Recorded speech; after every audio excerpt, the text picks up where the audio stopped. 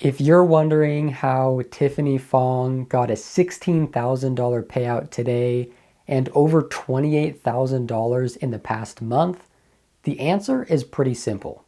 Elon Musk has retweeted or replied to her posts at least 15 times in the last 2 weeks. Elon is the most influential account on the platform, so anytime he interacts with a post, especially retweeting, that post is going to get millions of engagements. Tiffany was also able to use the election and other trending topics to build momentum on her posts, all of which are original content.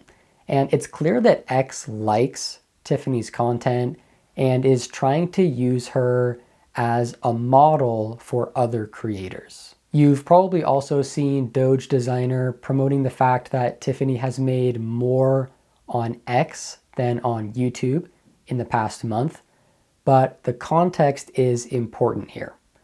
Tiffany has way more followers and is way more active on X than she is on YouTube. So while it is still very impressive that she's made over $28,000 just from posting on X in the last month, she has not posted anything on YouTube in over a month. So the context is important there.